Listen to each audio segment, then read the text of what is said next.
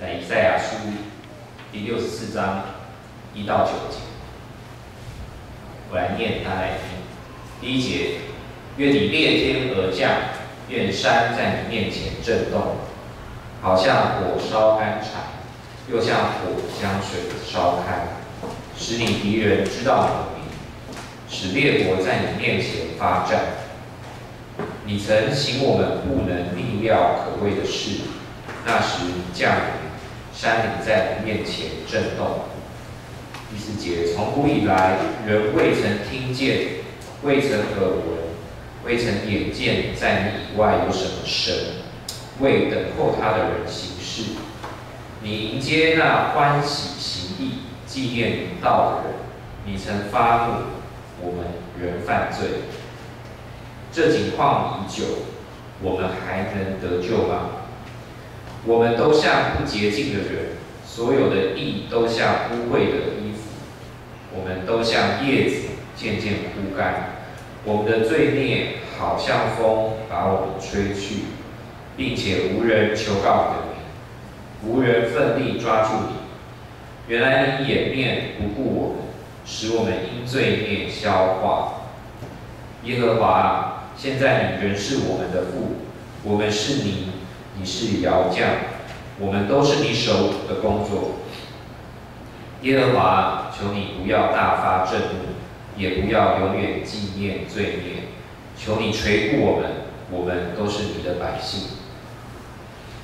圣经恭读到这里，讲到我们今天请一节牧师为我们带来的信息是：我们是你，你是陶匠。时间交给牧师。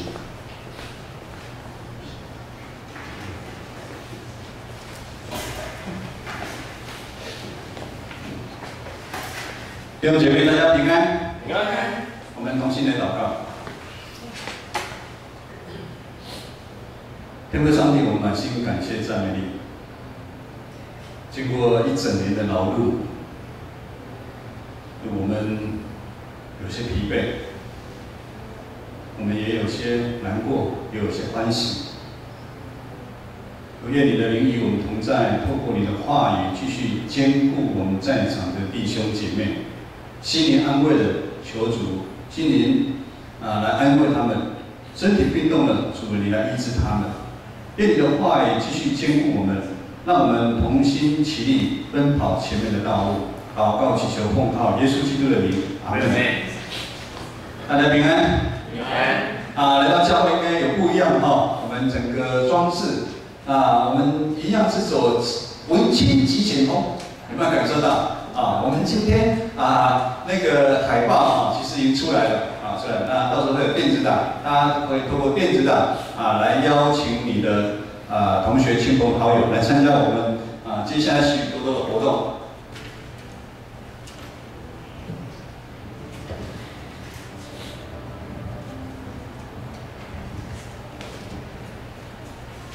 这个牧师有病耻感，等一下我再讲这个好。现在医学有所谓的病耻感，我想大家有听过这个，请举手一下。病耻感，你知道你自己生病大部分都举手只是这患者知道他自己对生病的感受。像刚刚牧师为什么一上来牧师有病耻感，为什么？我老花了，这个眼影我直接看不太到那个病耻感。一般来讲，病耻感也分为4种完全的病耻感指的是，就是说患者他知道自己的生病，他也愿意配合就医，愿意承认你生病是不容易的。上个礼拜我跟一个牧者我们很多牧者一个60几岁的牧者来吃饭，他说他每天走1万步早上一大早练气功然后他也长期几乎每天都在睡30公。我想他对他自己的身体很有把握，可是，在一次的健康检查的时候，他发现他肺部有肿瘤5公分，他瞬间不太能接受。可是后来他还是接受那个治疗，然后在治疗过程当中，化疗，他说中间他也想放弃，但是太太的鼓励当中，他就就撑过来了，也病好了。所以有病耻感，这个是完全的病耻感，就像牧师，我也不知道从哪一天开始，突然我觉得怎么有老花了，就那一刹那就老化了。老化之后，我就意识到我真的有岁数了，有岁数啊。这是第一个。次一点的病识感就是患者知道自己生病，但不觉得需要就医啊，不需要就医。再往下就是患者知道自己有点不太对劲，但是归咎于什么？太累、太忙或者其他的因素，他不认为是生病，更不应该说要我去看医生。最糟糕的一种就是第四种，患者完全不认为自己有问题，他的病识感是零啊。在我们的生活当中，其实常常很多我们都需要病识感，信仰也需要病识感。我们从以色列的历史，他的王国我们知道，大部分的王他们的病识感都非常的弱，所以他们对他们所行的，他们所做的，他们感觉是没问题。他们觉得有问题是谁？有问题是这些先知啊！你先知你怎么会来讲我怎么样？是先知有问题，他自己没问题。以至于这些王都行耶和华眼中看为恶的事，他们就把国家带入了一个黑暗时期，就好像树跟烂掉一样，树叶就渐渐枯死了。但从以色列的历史当中，也让我们安慰，就是有一些的王，他们愿意听信先知的提醒，他们愿意去正视他们的问题啊，他们知道他们真的可能是生病了，好。他们做调整，以我们现在来讲，他就去看看医生啊，然后可能睡眠上面整都要开始做调整。慢慢承认，我们人其实是有限的。在信仰旅程当中，我们可能认为我们有来礼拜，我们有尽力的在追求我们的属灵的信仰，参与团契的活动、奉献，甚至我们想要做好的事，让人看出来我们是一个敬虔的基督徒。但是当我们越这样想的时候，就会不小心陷入今天我们第6节的经文。弄一下第6节的经文。第6节的经文这么说：我们都像不清洁的人，所有的义都像污秽的衣服啊。我们自认为的义，自为人好行为，在上帝的眼中，其实都是像带着污秽的记号。因为我们当认为不错，我们自我感觉很不错的时候，我们觉得白，其实跟上帝的比起来，我就觉得我们是很黑的。我一直以为我的体力还是可以保持得非常好。在子爱还是读日新国小的时候，有一次去他们那边运动，我说子爱，我们来比赛跑步，一跑，哇，我根本追不上他。牧师，我真的年纪大了，一比才知道哦。有一个广告嘛，这么讲嘛，比咋回，新灾难啊，差价追。因为没有比的时候，你觉得我孩子很高，孩子那个一比才知道。我们认为的义也是这样的，我们觉得我们行了很多义，跟上帝比起来，就会差很多。因此就是说，我们人不要想用外在的行为表现出我们对上帝有多么的敬虔，我们要去小心。这给我们很大一个提醒，就是说，我们要对我们的信仰，我们要常常知道我们有多少病识感。我们常常为了健康，会做定期的健康检查，甚至买营养品啊。现在很多那个教会的青年在健身作息要正常，运动甚至会打扮，还蛮帅气的帅气都很好，都很好。但是我们信仰也需要体检体检我们跟上帝的关系，不只是外在，我们要体检到我们自己内在，因为内在只有你自己知道。我们愿意对教会的服事的心智有多少？我们的爱心有多少？我们甚至为了耶利主，我们牺牲、限制我们的时间，我们很多的东西有多少？我们有活出耶稣要我们的诫命吗？我们爱邻如己，我们有没有爱邻如己？我们要诚实的面对我们自己因为只有你知道。我们没办法像犹太拉比我跟志明牧师10几年去过，他们头还戴一个小帽子，就是那个小帽子要提醒他自己你以为没有人看到，其实上帝都随时都在，只有你知道。上礼拜牧师有讲，知道问题其实并不可怕，怕的是什么？无知啊！我们当作没有发生，鸵鸟心态，我们不想去面对。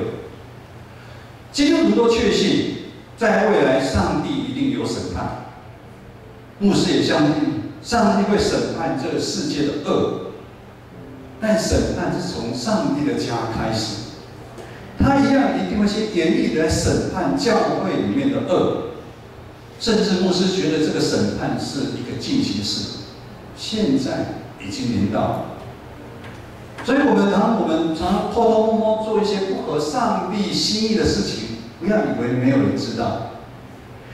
第五节就是说，我们来看看第五节，你迎接那欢喜行义纪念你道的人，你曾发怒，我们仍犯罪，这景况已久，我们还能得救吗？先知说以色列已经犯罪很久了，他们还不得救吗？问题是以色列的百姓，他们想要得救吗？我们可以看到今天的第1节到第4节，今天的第1节到第4节，让我们看到是一个有病是个很重的人的祈祷。先知以赛亚为以色列这个信仰群体，他很沉重又迫切的祷告：上帝啊，愿你裂天而降。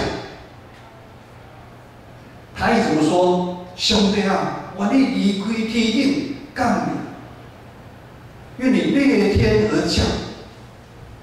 因为他知道以色列这个信仰群体全部都犯了得罪上帝的死罪啊。但是在这个紧急时刻，竟然没有人想要求救耶和华上帝的名，他们一点辨识感都没了。原来在他们的信仰旅程当中，他们的心早被世俗的欲望、他们自大、他们骄傲遮盖和蒙蔽。他们认得选择依靠他们自己。上帝不会一直连着你，上帝他只好离开，他任凭你选择你自己的道路，任凭你所选择的恶来辖制你。以色列这个国家被掳灭亡，不也是这样子吗？但是先知以赛亚他内心非常的焦急，他不安。其实应该说他是已经快发疯了，原文他是发疯了，他已经快受不了了。他看到以色列的圣殿已经被毁，以色列百姓被掳，已经就好像我们现在已经得癌症末期一样，非紧急开刀治疗不可。他很期盼上帝可以给以色列百姓再一次的机会。他祷告：主啊，愿你裂天而降。意思就是盼望已经离开以色列百姓远远的耶和华上帝再回来，再向他们显现，再给他们一次的机会。他知道他们不配，以色列百姓是活该的。但是先知存着一点点的希望，他盼望上帝的救赎的恩典跟救援临到以色列。我们一起来读今天的经文8到9节，8到9节。今天的经文8到9节我们现在的PPT 很大感谢主上帝赏赐我们给我们一个好的那个投影机来，请。耶和华，现在你仍是我们的父，我们是你，你是窑匠，我们都是你手的工作。耶和华，求你不要大发这震怒，也不要永远纪念罪孽。求你垂护我们，我们都是你的百姓。上帝啊，求你垂护我们，我们都是你的百姓。当你在碰到很紧急的时候，你有没有这样求过？牧师刚信主的时候，有一次在上班，那个在泉州街汀州路口，泉州街汀州路口，大概那个地方附近3叉口，我停摩托车我就停在那边，就有两辆摩托车就过来就相撞，嘣，当场2个人都都有带安全帽到。大概几秒钟之后，另外一边站起来，啊，已经有人在打电话。我突然看到那个人跪下，主啊，你要救这个人，你要救这个人，不能让他死。哇！我那时候其实有点吓到。我想他应该也是基督徒，他知道他闯了严重的祸，两个人撞，他知道他醒来，他想说他会不会死了？他这么大的呼求，我想现在以赛亚也是，主啊，求你垂顾我们，我们都是你的百姓啊。这段经文，这段8到9节是以色列得救的一个转捩点。主啊，愿你给我们机会，我们都是你的百姓，我们都是受创造的，你是我们的创造，你是我们的父。当以色列百姓他们有病识感的时候，当以色列他清楚他们是上帝子民的身份，当以色列了解他们不过就是泥土，他们不过就是尘土的时候，上帝还是那个窑匠。我想有到莺歌去玩陶土的人请举手。莺歌去玩陶土好，大概小学大概户外教学应该也都会去，有玩过泥土。失败你就怎么样？从头来嘛。甚至觉得你很认真做好了，不喜欢怎么样？丢掉。上帝也是一样，这个窑匠他有权利将不好的舍去，他也有权利将我们完全的打碎。但是他会怎么样？他会重新再造。当以色列他们愿意将主权交给上帝的时候，当他们愿意恳求上帝，你将生气挪走，你来怜悯我们的时候，赦免我们的罪的时候，相信怜悯人的主会给我们机会。他不会随随便便舍弃我们，毁坏他手自己创造的人啊！你可以将我们交给我们的敌人，看着我们他都不管。这是先知以赛亚的一个盼望。感谢主，人不过是一个泥啊，他才是窑匠。如果我们人是窑匠的话，那就天下大乱了。因为我们人的内心常常不小心充满了约翰一书2章16节所说的，我们在肉体上面的私欲，眼睛上面、情目上面的私欲，跟我们今生的骄傲，我们常常受这世界的引诱，不是吗？包含牧师在内，我们常常不小心就偏离上帝让我们走的路。在我们这个信仰群体当中也是一样，我们常常在教会里面彼此之间会有一些纷争，甚至会有分党结派，甚至有人觉得我比别人还强，不但没做到彼此相爱，还在什么彼此伤害。于是我们看到很多的教会，就是因为他的病识感很弱，以至于很多教会有许多的问题产生。恳求主让我们常常意识到，我们不过是一个泥土，他才是一个窑匠。感谢圣灵的爱，让我们建成教会是充满一个病识感很灵敏的一个教会。我们就知道，我们离上帝的圣洁、上帝的公义、上帝的白有很长的一段距离。只要我们愿意常常悔改、转身，走向上帝，他永远都会接纳我们。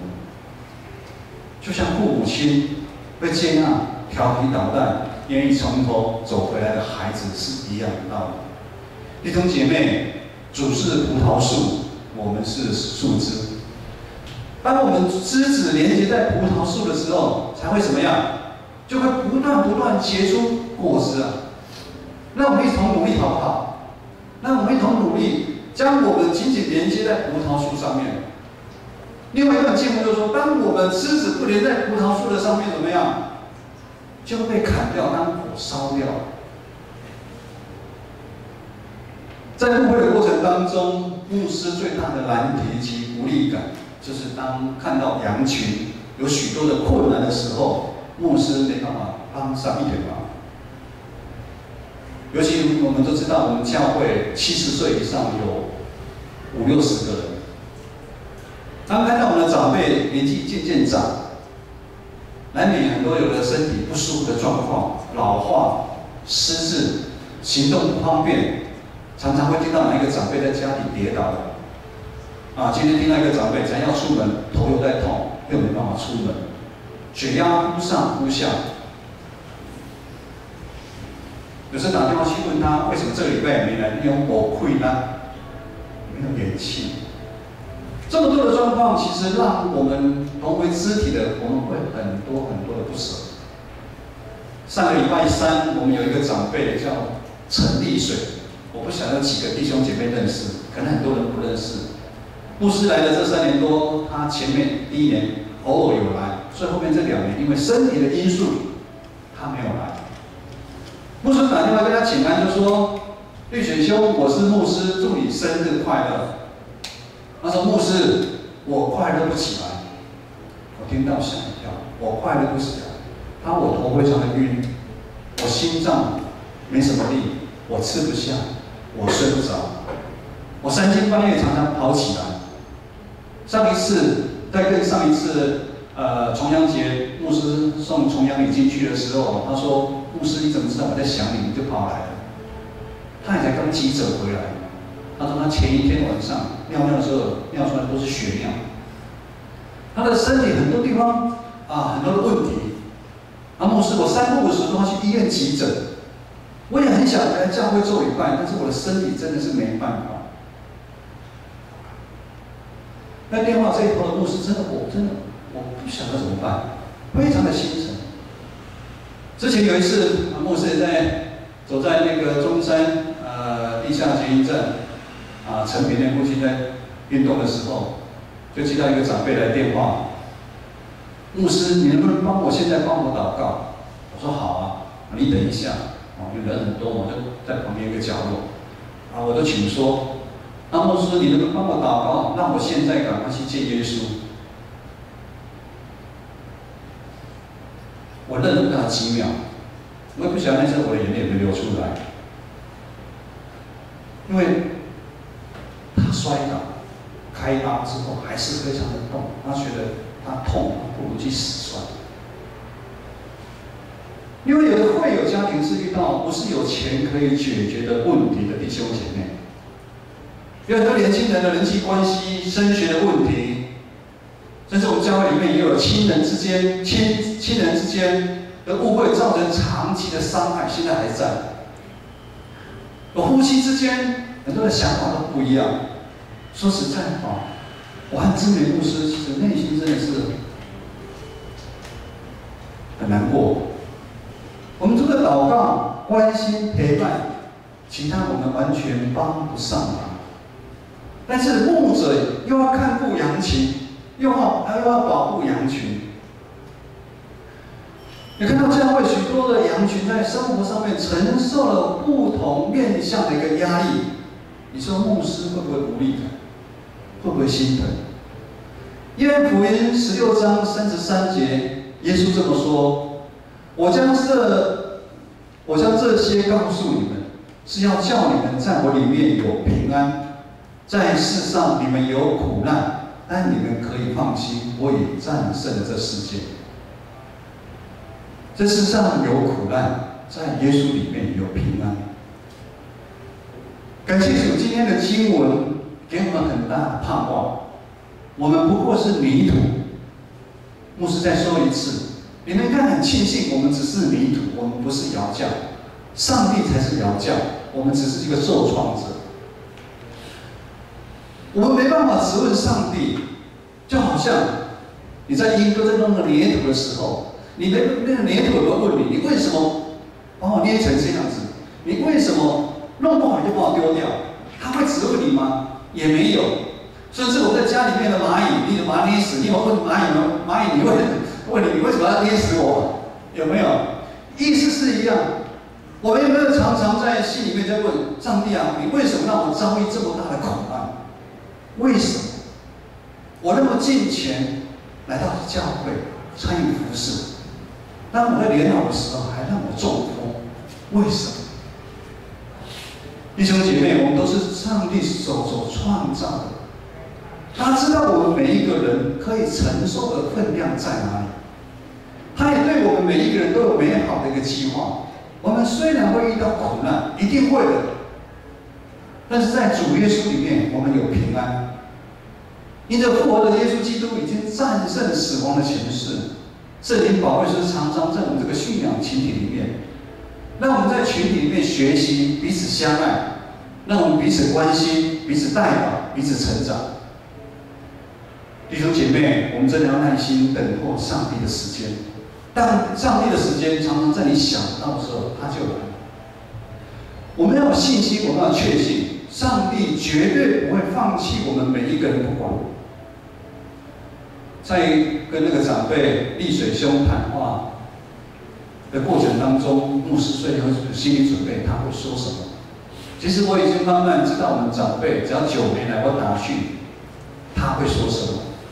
我虽然会有一点点泄气。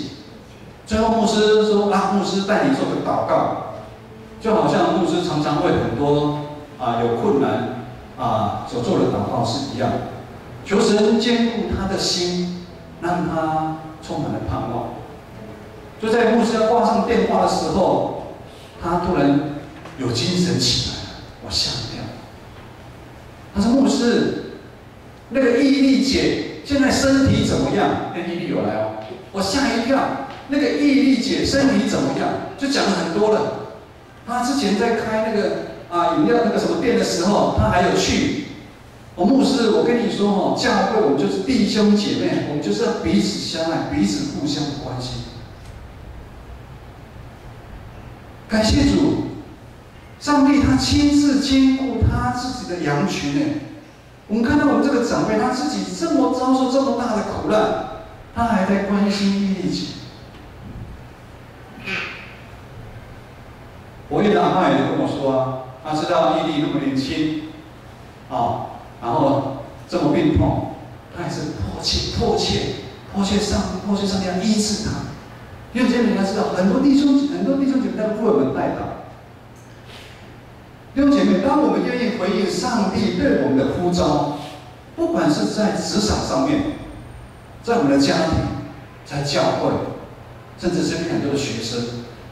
你在这个时期，就是上帝对我们的呼召。你可能不知道上帝对你现在的计划是什么，但是你一定要确信，上帝的意念永远高过我们的意念。上帝为我们预备的道路，永远比我们预备的道路还好，不是吗？今天是待降第一主日，点燃第一根蜡烛，代表是期待、希望。我们用紧紧的心期待主耶稣再来，也借此反省我们自己，我们讲出去的话有没有伤人？我们的行为合不合乎上帝对我们的教导？以及我们要在日常生活当中操练对上帝的信心啊！信心绝对不是一下子就有，信心一定要经过不断的操练。我们下午有篮球比赛，我想篮球队他们能够上场，绝对不是说我今天就可以上场很厉害，不是，一定是在平常底下做重训，投球，你久没打你就不行了，也是要做很多的操练。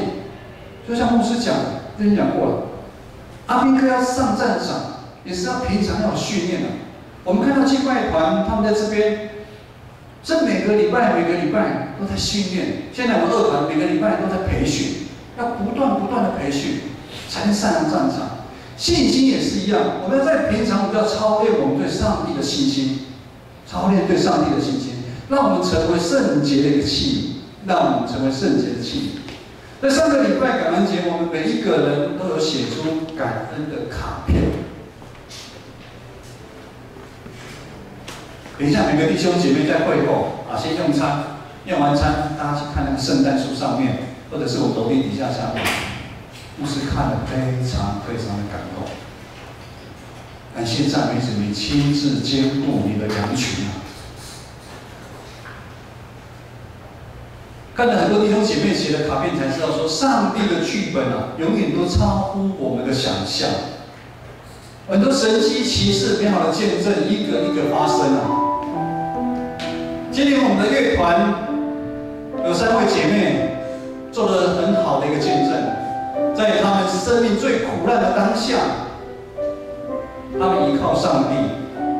1、2年回头过后再来看这件事情，主啊，感谢你，我是泥土，我是窑匠，还好我那时候没有自己按照我的意思，我要自己去决定做什么。里面有一个老姐妹卡片，她写的说：“主啊，我感谢你，我虽然中风了，我虽然在我年老中风的时候，但是我感谢你，从我年轻的时候你就一直照顾我，一直照顾到现在。”也有一个姐妹说，有一个眼睛看不到的姐妹说：“主啊，我感谢你，你赏赐我一个1岁大的一个孙子啊，我感谢你。”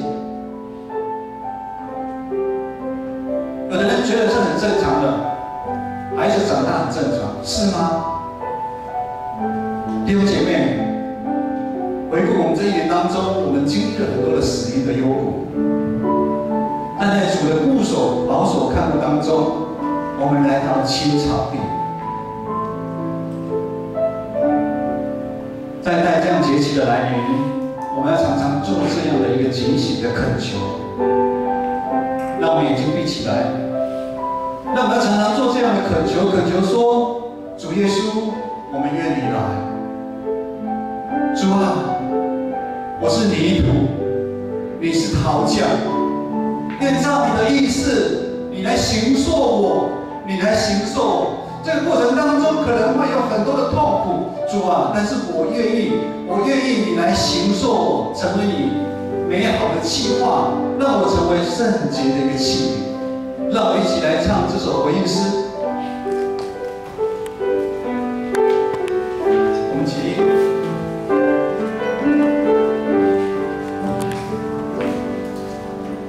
耶稣，我敬拜你。耶稣，我称颂你。你救赎我命，你赐下真理，我愿顺服你。耶稣，我敬拜你。耶稣，我称颂你。你洗净我心，像为你起名，献给你耶稣，求你带领，让我圣洁，为你使用，让我自己就生命降临，你是你是，就为圣洁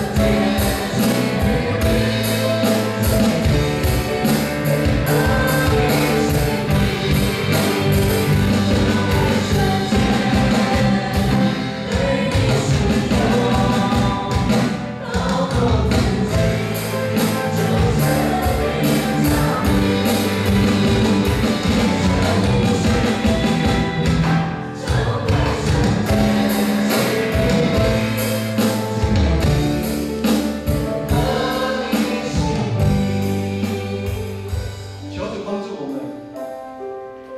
求主圣灵常光照我们，让我们有信仰的病耻感。也求神给我们力量，让我们有回转、悔改的勇气。也求神帮助我们，让我们如泥土一样，顺服在主的权柄底下，顺服那最伟大的一个窑匠，来形塑我们每一个人，成为他合用的器皿。愿主耶稣基督的恩惠、天父上帝的慈爱、圣灵的感动与你们同在，从今时直到永远。阿门。